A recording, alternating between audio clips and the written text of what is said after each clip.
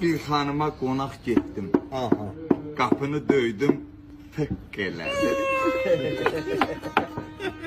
Yavaş yavaş gəlib açdı. Haçar yeri çık elədi. Dedim ay kız, kapının ağzında durup da kava bırakmıyor seni. Dedim ay kız, dedi ne var? Dedim benim üzüm kubar. Ta gelmişimden ön yıkılmaz. Dedi başka ne derdin var? Hesti hık gel.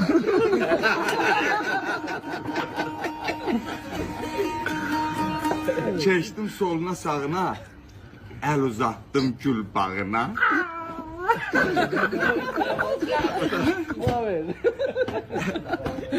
Elim değdi kavağına, fere kimi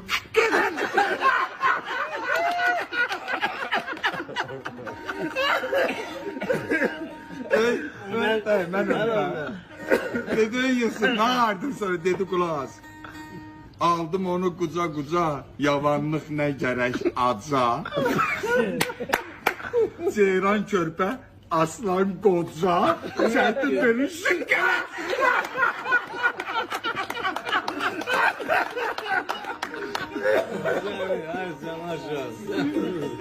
Məclis kızdı bala bala, Səfəroğlu geldi hala. Aha. Fırlanıma keçdim dala.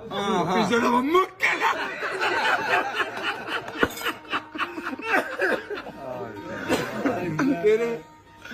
Biri bir namə yazdı, aşkların dilində namə deyirlər məktuba. Bir namə yazdı ki, ön yıxılmasın.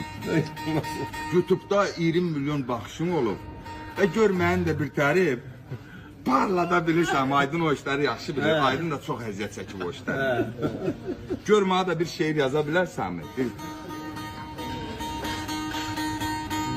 Götürdüm, bir şairlə məsləhətləşdim. Dedim, ha, elə gündə deyirsən ki, mənə şeir yaz. Bax, mən bu şeiri sən harana yazdım.